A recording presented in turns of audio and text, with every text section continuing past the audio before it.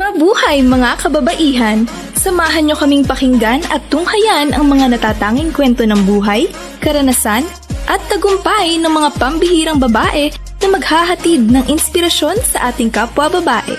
Ito ang G-Talks. Hosted by Ella. Be inspired and motivated with G-Talks.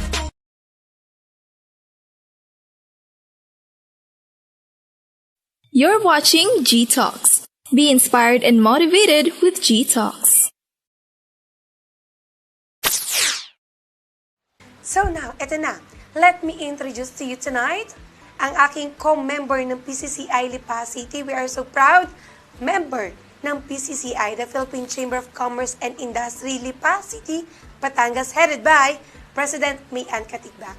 So she is a CEO, a great wife, at owner po yan ng Danbam Unlimited Korean Grill and Hot Pot na first rooftop hot pot or Korean hot pot here in Batangas City. So let's all welcome the lovely owner of Danbam, the first rooftop grill and hot pot in Batangas, Mrs. Russell Joyce Ilagan Espeleta. Hi!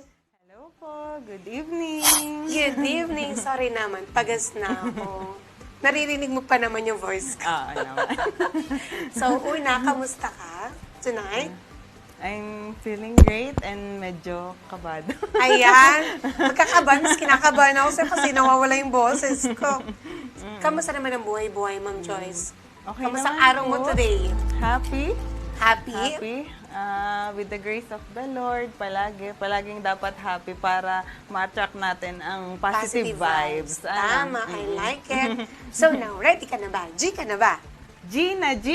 Yes!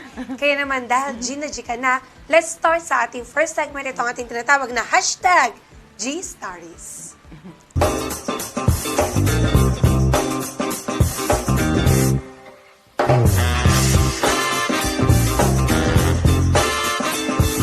G-Stories.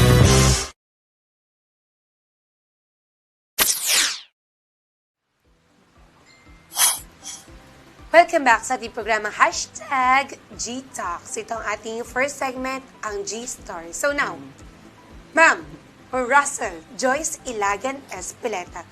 Sino nga ba? Ano nga ba ang status ngayon ni Ma'am Russell Joyce? I'm married na po and shout out sa aking husband na nasa meeting po ngayon. Sipag din. Opo, nasa meeting po ngayon ng Eagles. Oy! Opo. Dami ring groups. Opo. Bale, siya po ay nasa meeting ngayon, kaya shout out po sa'yo. Hello. Kaya hindi siya nakasama tonight. Okay.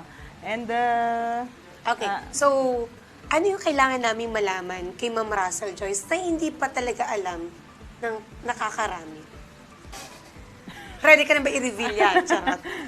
Ito yung hashtag reveal your story. Bale, alam naman po ng lahat na I'm an entrepreneur and we're running few businesses ng aking husband. One is yung Danbam Unlimited Grill and Hot Pot. Okay. And, pero nag-start po kami talaga as in Jeros Trading. Opo. Jeros. Yes. Jeros Trading. Nag-start kami way back 2018. And then, after nagtayo na ang husband ko ng own and ito yung Jeros Builders and Okay. Construction Supply na So like into construction din pala. Opo. We supply mga steel, Okay. Steel products mostly talaga. And we're planning na ma-upgrade pa into pasok naman kami sa construction naman mismo. Hopefully this year and inaayos na po namin yung pickup namin. And ito pong Danbam na owned ko naman Okay. is ito ay kumbaga libangan namin ng husband namin. Oo, kumbaga kumbaga, side business namin is Okay. food dahil we love food. you love to eat, ganyan. And ayun, kumbaga, escape namin siya sa after busy work sa office ng daytime para pupunta naman kami doon. Ayan, rooftop nga siya. Rooftop. At the same time kasi, ang inyong opening hours o operation hours Ay 3 p.m. to 12 midnight. So that's why. Libangan talaga. Okay. Libangan namin siya mag-asawa. Pero at the same time naman, may employees naman kami mismo na na duty. Yung kumbaga, pinaka-escape namin siya kapag pagod na kami. Pupunta kami doon, feel the fresh air, cozy vibes ng resto. Okay. Doon muna kami tumatambay bago umuwi. So, bakit Danbam? What is the story behind the name, Danbam? Danbam is from a Korean series na Itaewon Class po. Then, Itaewon Class. Itaewon Class na, year 2020 siya nilabas. And, mahilig sa Korean, di ba naalala nyo is nung year 2020, nag-start ang pandemic. Yes. Then, anong nangyari that time? Siyempre, ang gagawin lang natin is manood Okay, kasi yun yung bawal hobby. lumabas. Yes. Tama. And then, anong nangyari tuloy? Na-hook ako dun sa series and at the same time, sobrang inspired kasi sobrang nakaka-inspired ng series niya kasi kwento siya ng mga disapproved people na naghahanap sila ng success. Okay. Kasi that time, di ba, parang hopeless. Yes. Nung pandemic talaga, as in, kahit ako... Para sumakto yung pinanood mo, no? As in, wala akong pinagkakakitaan that time, stop lahat. Then, neto, sabi namin ng husband ko, why not, yan ang ipangalan natin. And at the same time, yung story ng Danbam is, yung Itaewon Class kasi about, nagtayo din sila ng business na may rooftop din.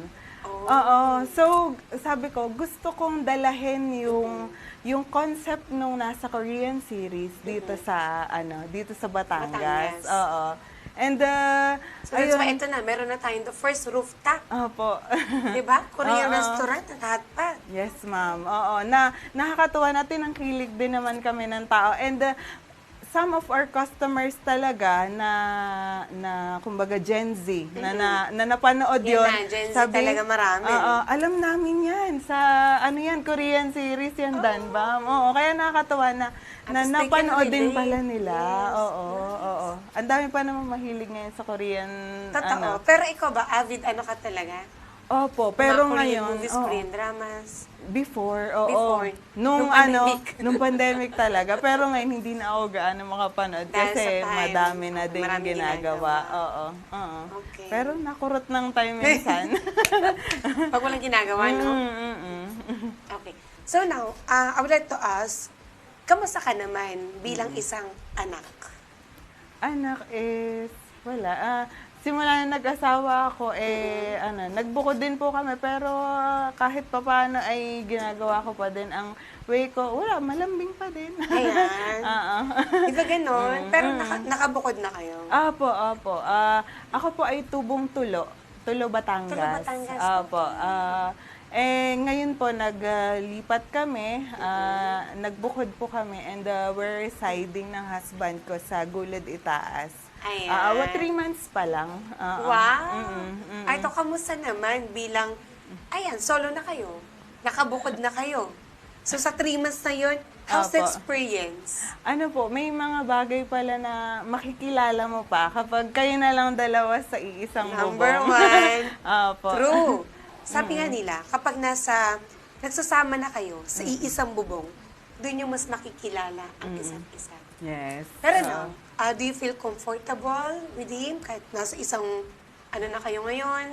Oo, kasi may mga nadidiscover ako na siya pala ay Yung mas sweet. Oh, talaga? Mas sweet pa. Yung, Sige, anong yung, discovery mo ngayon kay Sir Gerald? Sige nga. Opo, yung mas sweet, tapos maklingi. Oo, yung mga ganong bagay na before siguro nahihiya. Mahirap Kasi ilabas living kasi with nga, parents. yes, yes, Opo, tama. Yung mas madami pa ako na-discover sa kanya. Na magagandang qualities naman, hindi Ayan. naman sa palala. Wala namang... Mm. Yung adjustments, kamusta? Medyo ano lang, How do you medyo adjust? medyo mahirap lang yung adjustment ko kasi from a bunso na kumbaga may katulong sa bahay, nakakatulong ko ang yun nanay lang. ko kapag Okay. pagdating sa mga laba, luto, ako yung nag-shoulder ngayon. Lahat. Oo. Yung, syempre, ako ay, lumaki ako na, kumbaga, sa bahay ay, Oo. May gumagawa. may ibang Okay. gumagawa ng mga gawain para sa akin. Ngayon, wala. Ako talaga yung gagawa. Lahat. Kasi, no choice kami. Tama, kasi tama. kami na lang dalawa. Sige. How do you handle as you are the wife bilang isang asawa? So, ano yung mga ginagawa mo ngayon sa kanya, sa bahay? Ano yung talagang, ito yung gawain ng isang asawa? Ayun, pag morning, I make sure na kahit papasok pa sa office ay gumigising ako para Maaga na. mas maaga kaysa sa nakasanayan. Okay. Na Mga para anong oras? makapagluto ng breakfast, 6 o kaya minsan 7 na kasi kapag late na. Pero I'll make sure na may breakfast kaming dalawa magkasama. So, ikaw ang nagluluto ng breakfast? Opo. Okay. Sino mas magaling magluto sa inyo? Ikaw o siya? Siguro ako. Okay. Ayun, tapos pag dinner time naman, nilelesen ko talaga yung kain sa labas hanggat maaari. Sa danbang na lang. Less ang group din. Kumbaga, gusto ko na yung ma-show yung care ko at love through cooking talaga. Oy, hilig ka ano yung favorite food ni Sir Gerald na niluluto mo? Hindi, ang favorite food niya talaga na yung kumbaga pag nasa restaurant kami, sisig talaga. Pero Sisig? pero kapag nasa bahay naman, wala kung anong ihain ko. Kung ano ihayin mo. Pero ano yung madalas mo niluluto sa kanya? Ang gusto ko kasi healthy siya, kaya Healthy ako ng foods. gulay. Nice! May gulay dapat, tsaka yung may sabaw. So ngayon pala kapag pala ang asawa, luto na luto mga nakaka-high blood, nakakatakot naman. Baka gusto ka ng utay. Kasi na-opera siya before. Kaya healthy gusto living. ko Tama. healthy kahit pa paano may sabaw siya. So now, ilang years na kayong married? Ano pa lang po, wala pang 1 year. 6, mag-8 months. Magi 8 8 months. months. Nitong January. Okay. So, do you plan to have a child this Opo year? naman. Hoping kami. Okay. Palagi kami So, kasama na siya nagpe-pray. sa plano? Kasama siya sa prayers namin. And excited na talaga siyang mag-baby. Kaso, hindi pa pinagkakalab. And nag-aantay lang kami kung kailan Tamang ang will oras. ni Lord. Okay. So, dahil dyan, ang continuation natin ay sa ating pagbabalik all about marriage life. Okay. Kaya naman itong ating second segment, ang ating tinatawag na #G3.